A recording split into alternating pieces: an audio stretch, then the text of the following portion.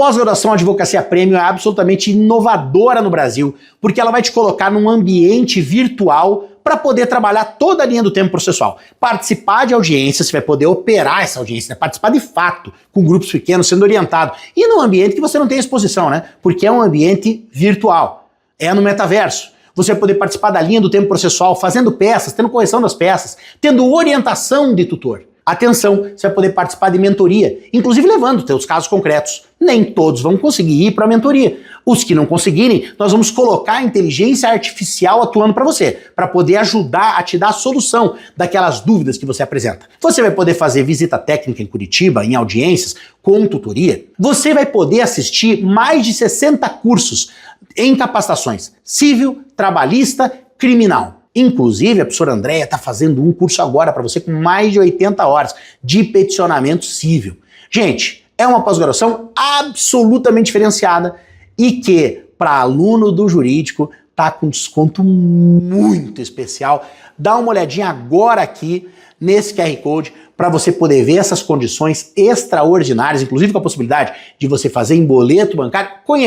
Conheça, você vai se encantar com esse projeto de pós-graduação. E aí, pessoal, chegou o grande dia, né? Uma mistura de queria mesmo que tivesse já no dia de hoje e uma mistura de que não, né? Mas, enfim, é o dia da nossa vitória. E é assim que a gente vai focar, é assim que a gente vai concentrar nossa energia. Então, vamos lá para a nossa revisão. Vamos falar sobre tutela provisória. Então, a tutela provisória é um mecanismo processual para que a gente busque uma decisão agora. E segundo o Código de Processo Civil, a tutela provisória vai ser baseada ou numa situação de urgência ou numa situação de evidência.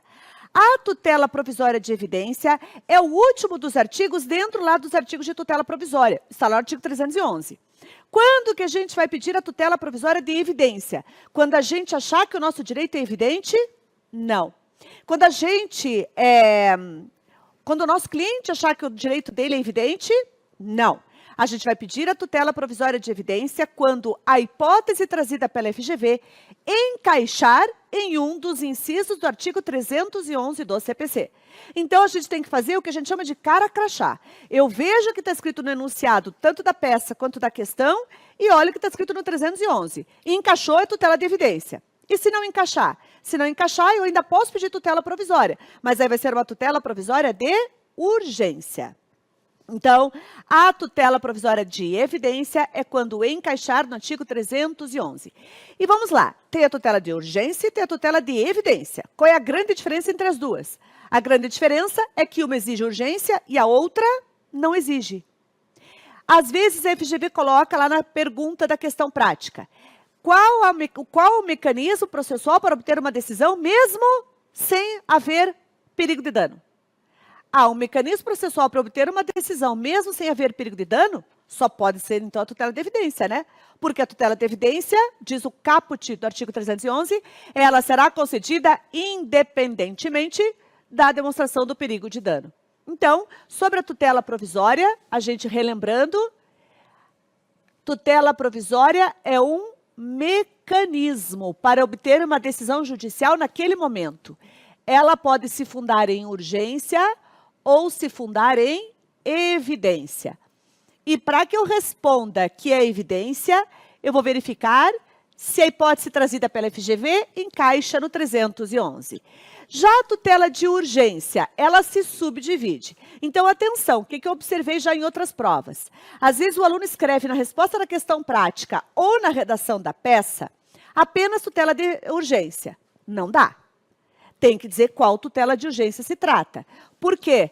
Porque existe a tutela de urgência antecipada, que antecipa o próprio direito, e a tutela de urgência cautelar, que vai apenas acautelar o direito. Não vai dar o próprio direito, vai apenas acautelar o próprio direito. Como um grande exemplo de uma tutela cautelar, nós temos a cautelar de arresto. O arresto ocorre quando? Quando o meu cliente é um credor de um crédito ainda não exigível e o devedor está dilapidando o patrimônio, de modo que o credor tem medo de que, quando a obrigação se torne exigível, o devedor não tenha mais patrimônio para pagar a sua dívida. Então, essa é a cautelar de arresto, que tem como objetivo arrestar bens, selecionar bens suficientes para depois constatado não pagamento, aqueles bens responderem efetivamente pela dívida. Então, essa é a tutela cautelar. A tutela, então, só para reforçar, a tutela cautelar vai apenas acautelar o direito, mas não vai dar o próprio direito. Já a tutela antecipada, que na maioria das vezes é o que a gente vai pedir, ela antecipa o que o juiz só me daria lá na sentença. Antecipa o que eu busco naquele processo, o próprio direito que eu busco. Então, por isso que ela é chamada de antecipada. Os requisitos dessa tutela de urgência, seja antecipada, seja cautelar, estão no artigo 300. Pelo perfil da FGV, a gente não só vai ter que mencionar quais são os requisitos para a tutela de urgência, para que ela seja concedida, mas também as expressões em latim. O artigo 300 fala probabilidade do direito, que também é chamado de fumus boni iuris. Devemos escrever lá a expressão em latim para pontuar. E o perigo de dano, também chamado de periculum in mora. Então, seja para a resposta da questão prática, seja para a peça processual, você vai trazer os requisitos do artigo 300 e não esqueça, tem que fazer o encaixe, tem que fazer a subsunção, quer dizer onde que está a probabilidade do direito, onde que está o perigo de dano, explicando conforme os fatos trazidos pela prova. Então, essa é a nossa tutela de urgência, antecipada ou cautelar. Mas também teremos que escrever, para fins de pontuação, também teremos que identificar como que nós iremos pedir essa tutela provisória de urgência. Por quê? Porque essa tutela provisória de urgência, ela pode ser concedida de forma incidental ou de forma antecedente. Antecedente por quê? Porque antecede a petição inicial completa, a petição inicial robusta. Ou incidental, a petição inicial já está toda completa e eu abro um tópico dentro da petição inicial para trazer a tutela provisória. Ou seja, ela é incidental, ela incide dentro da petição inicial já integralmente elaborada, integralmente apresentada ao Poder Judiciário. Então, de novo, na resposta da questão prática ou na redação da peça, se for tutela de urgência, não basta dizer só urgência. Tem que dizer se é antecipada ou cautelar. E não basta dizer só isso, ainda tem que dizer se ela é incidental ou antecedente. Então, essa é a nossa revisão sobre tutela provisória. Com relação à petição inicial, se cair na nossa prova uma petição inicial, qual é o artigo que traz os requisitos da petição inicial? É o artigo 319 do CPC. Então, lá que indica que eu devo apontar o juízo competente, as partes, fato, direito, pedidos, dentro dos pedidos, produção de provas, o valor da causa, está tudo ali. Agora, tenho só um cuidado, o 319 fala da audiência de conciliação e de mediação.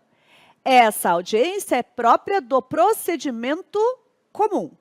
Traduzindo, ela não é observada nas ações de procedimentos especiais, exceto lá nas ações de família, que a própria disciplina das ações de família diz que nas ações de família de contencioso haverá designação dessa audiência de conciliação e mediação. Mas nas demais ações do procedimentos especiais, essa audiência de conciliação e mediação não é prevista. Então, do 319, a única que a gente vai verificar se cabe ou não na estrutura da redação da peça é a audiência de conciliação ou de mediação. Então, essa nossa petição inicial, nós iremos fazer separado a parte dos fatos, e lembrando que na parte dos fatos a gente não escreve muita coisa, não pontua muito, né? A gente não precisa esgotar toda a parte dos fatos, o tópico dos fatos. Por quê? Porque nós seremos obrigados a falar da parte dos fatos, da parte do direito. Então, lá na parte do direito, que a gente vai ter que fazer o encaixe das normas com os fatos trazidos pelo enunciado. Terão, então, pedidos e requerimentos também na nossa petição inicial. E dos pedidos e requerimentos, qual era o nosso macete? Que vai constar sempre nos pedidos e requerimentos. O macete é 2 pró, 2 custas, documentos e valor da causa. O primeiro pró é de procedência do pedido. Agora, para fins de pontuação, basta dizer procedência do pedido? Não, tem que dizer para quê. Então, advogado tem que saber pedir. Quando o CPC diz que o juiz está vinculado aos pedidos, não podendo decidir nem abaixo, nem acima, nem fora do pedido, isso significa para nós, advogados e advogadas, que a gente tem que saber pedir. Então, assim vai ser o critério de pontuação. É procedência do pedido para o fim de, e a gente vai dizer o que a gente quer. O outro pró é de provas. Eu devo dizer quais são as provas que eu quero produzir. Prova documental, pediremos sempre. Prova testemunhal, depoimento pessoal do réu, provas que a gente entende cabíveis lá naquele caso. Custas, juntada da guia das custas iniciais ou justiça gratuita, se meu cliente for hipossuficiente econômico. O outro custas, condenação do réu no pagamento de custas e honorários. Documentos, para fins de pontuação no FGV, a gente deve descrever quais são os documentos que estão acompanhando, né, a petição inicial, que estão instruindo a petição inicial. E o valor da causa, que está lá disciplinado pelo artigo 291 e seguintes, é o valor envolvido. É o valor que o CPC diz que deve constar na nossa petição. Aí, lembrando, se na nossa petição inicial tiver tutela provisória, quantas vezes a gente vai falar da tutela provisória para pontuar? 5 vezes. A primeira vez, na fundamentação legal da peça processual. Então, bem lá na frente da peça, quando a gente fala, vem respeitosamente a presença de Vossa Excelência propor com fundamento, a gente vai trazer o artigo da tutela provisória.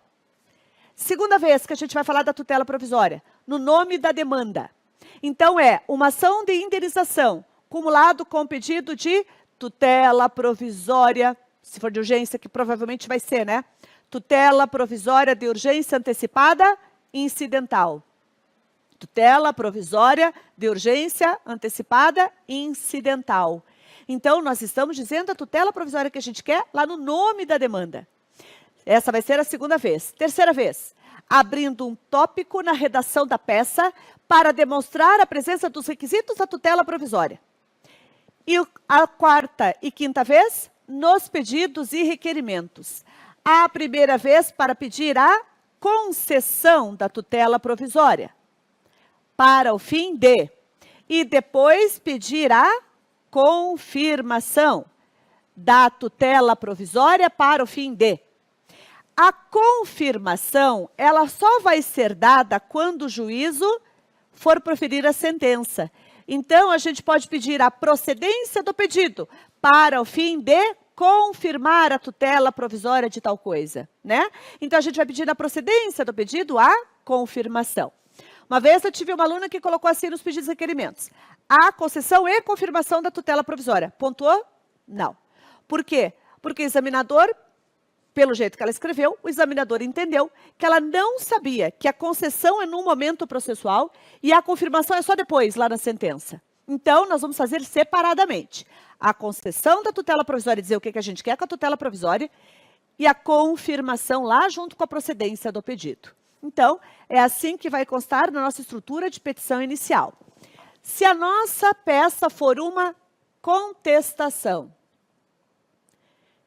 se for uma contestação, aí está previsto lá no 335 e seguintes do CPC, a estrutura da peça vai indicar o juízo, onde já tramita a demanda.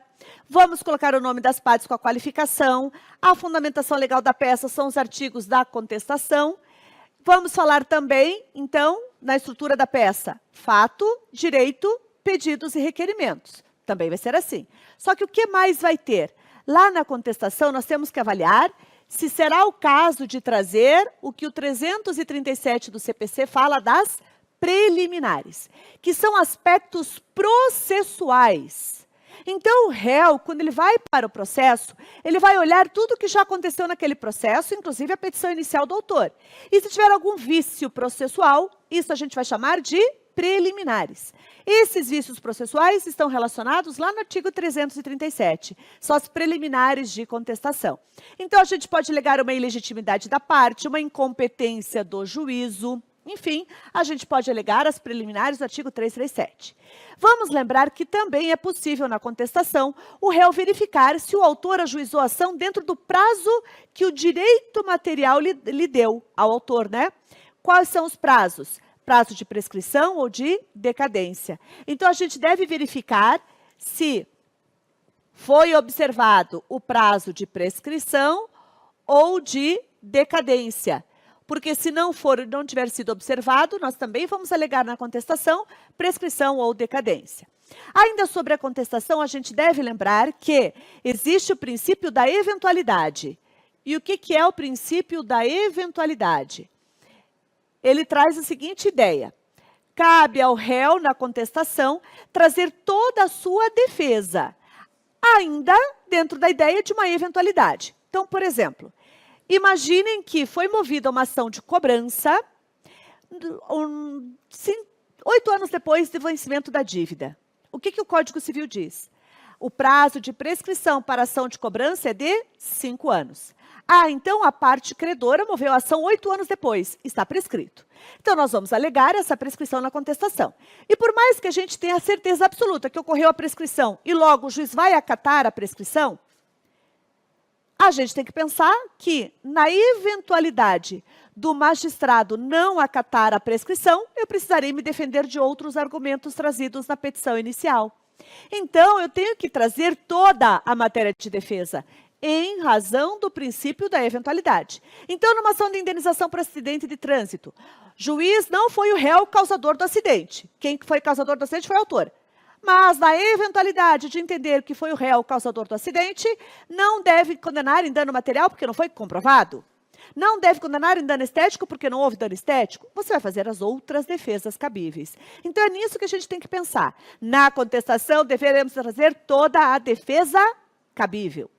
E lembrando que na contestação, o CPC possibilita 2 intervenções de terceiro. O réu vai abrir um tópico na redação da sua contestação para fazer uma intervenção de terceiros, ou seja, para trazer um terceiro para o processo. Quais são as 2 intervenções de terceiro possíveis para a gente apresentar dentro de uma contestação? O chamamento ao processo e a denunciação à lide. E quando que cabe uma e quando que cabe outra? Cá para nós, a gente não precisa saber nada de cabeça, né? As hipóteses de chamamento a processo estão no CPC, de denunciação à lide estão no CPC. O que você precisa agora nessa nossa revisão lembrar é, poxa, pode ser que na petição de contestação eu tenha que fazer uma intervenção de terceiros. Aí vou abrir o tópico da denunciação à lide ou do chamamento a processo para trazer uma outra pessoa para o processo, de acordo com o que encaixar naquela proposta da prova. Como que eu vou finalizar a minha contestação? Eu posso usar o mesmo macete da petição inicial? Esse aqui, ó. Esses 5 aqui, ó. Eu posso usar o mesmo macete para a contestação? Posso. Eu só vou adaptar. O primeiro pró na contestação, enquanto na petição inicial é para pedir a procedência, na contestação a gente vai pedir a improcedência. O outro pró é de provas. Cabe ao réu também dizer que provas ele pretende produzir? Sim. As 2 custas. Primeiro, custas pode ser a condenação do autor ao pagamento de custas e honorários. Documentos, também cabe ao réu na contestação descrever todos os documentos que instruem a sua petição de contestação. E o último, valor da causa. Você vai colocar aqui assim, ó, se cair contestação na nossa prova, você vai colocar isso aqui lá no seu rascunho. Agora, valor da causa e custas iniciais, você só vai pedir se for contestação com reconvenção. A reconvenção é o direito de ação do réu contra o autor na mesma demanda. E se tiver reconvenção, aí tem valor da causa, a nossa contestação, e tem juntada da guia das custas iniciais. Mas só se tiver reconvenção. Se não tiver reconvenção, a FGV não apresenta para nós uma hipótese em que o réu também quer deduzir uma pretensão contra o autor, não fala sobre isso, aí a gente só risca lá no nosso rascunho, certo? Nosso modelinho de contestação. E recursos? Qual é o modelo dos nossos recursos? Vamos lembrar que a regra é que a gente vai apresentar o recurso perante o juízo recorrido. o juízo que proferiu a decisão vai ver que a gente recorreu da decisão dele. Só tem uma exceção, o agravo do instrumento. Porque lá nos artigos de agravo do instrumento, especificamente o artigo 1016, fala que o agravo do instrumento vai ser protocolado diretamente no tribunal que vai julgar o recurso. Mas é o único. O resto, todos os recursos serão apresentados perante o juízo recorrido. Qual é a estrutura dos recursos, de modo geral? A folha de rosto vai ser endereçada ao juízo recorrido. E aqui na folha de rosto nós iremos formular 3 pedidos. A gente vai pedir a juntada da guia de preparo, a intimação para a outra parte do recorrido, para contrarrazões e a remessa dos autos para o juízo competente para apreciar e julgar esse caso. O nosso macete é PCR. Então, na folha de rosto, nossos pedidos são PCR, preparo, contrarrazões e remessa. Como é uma folha de rosto dirigida ao juízo recorrido, a gente vai finalizar com local, a data, advogado, OAB. 3 pontinhos. E o mais, a estrutura do nosso recurso. Aí vai ter um segundo endereçamento, que é o juízo que irá julgar o nosso recurso. Então, se for uma apelação, aqui é para vara civil, vara de família, onde está tramitando o processo, e aqui é Tribunal de Justiça. Então, aqui vai ter parte dos fatos, vai ter 2, tempestividade. Gente, lá na contestação eu não escrevi, mas vai ter tempestividade também, né? O que mais no recurso? Parte do direito. E dentro do direito, 3 subdivisões. Cabimento do recurso, razões de reforma e razões de invalidação. As razões de invalidação se aquela decisão, eventualmente, tiver sido nula. Como, por exemplo, a ausência de fundamentação, que diz lá no artigo 489, parágrafo 1º. Depois nós vamos avaliar se a gente vai pedir efeito suspensivo. Efeito suspensivo ou tutela antecipada recursal. É uma tutela provisória, né? Tutela antecipada recursal. Vamos verificar se vai ser o caso de fazer esse pedido. E lá no final, nos meus pedidos e requerimentos. Nos nossos pedidos e requerimentos, a gente sempre vai pedir, em todos os recursos, pelo menos 3 coisas. Que o recurso seja admitido, conhecido, são sinônimos, provido, e a gente vai pedir a nova decisão. Ou seja, para que eu quero que o tribunal acolha o meu recurso? Para quê? Se é uma apelação, a sentença julgou improcedente o pedido, o autor vai apelar. O que ele quer com a nova decisão? A procedência dos seus pedidos, né? A procedência do seu pedido para o fim de. Lembrando, a gente tem que sempre saber pedir. Esses são os pedidos que vão ter sempre. E aí, mais os específicos, a depender de qual é o recurso cabível naquele caso prático trazido pela FGV. E também lembrando que os requisitos específicos estão lá na marcação do nosso vademécum. Essa é a estrutura genérica dos recursos, os específicos estão lá na leitura do nosso vademécum, nas marcações do vademécum. E aí eu disse a vocês, o único recurso que não vai ter a folha de rosto é o recurso agravo do instrumento. Então, esses pedidos aqui, esses pedidos a gente joga para cá. Aqui vai ser endereçado como o próprio artigo 1016 do CPC fala, ao presidente do tribunal. E aqui vai continuar sendo para o Tribunal de Justiça, por exemplo. E como não tem folha de rosto, então não tem essa parte final. Então, basicamente, eu faço o que aqui nessa primeira folha? Eu identifico as partes e seus advogados e a peça processual. E eu prossigo com o restante da estrutura para o agravo de instrumento. Esses são os nossos recursos. Bem, Em linhas gerais, a nossa revisão para a nossa prova. Venha o que vier, você vai gastar energia no que você sabe, você vai caprichar na parte que você sabe, e você vai sair de lá aprovado. E a gente vai comemorar juntos essa vitória. Aguardo vocês. Uma pós-graduação diferente, que você pratica de fato. Como é que é isso, Elaine? Aqui, nós estamos ambientados no metaverso, um ambiente super seguro. Eu estarei aqui orientando o aluno da pós-graduação do curso jurídico a perder todo o medo, todo o receio e insegurança no que diz respeito à audiência. E não é só a audiência, Isaías. Aqui nós vamos trabalhar também com correção de peças, com a inteligência artificial e também simulação processual. É linha do tempo processual como um todo. Quem quer aprender a advogar vai ter isso e mais uma série de cursos. Essa é a tua pós-graduação para 2025.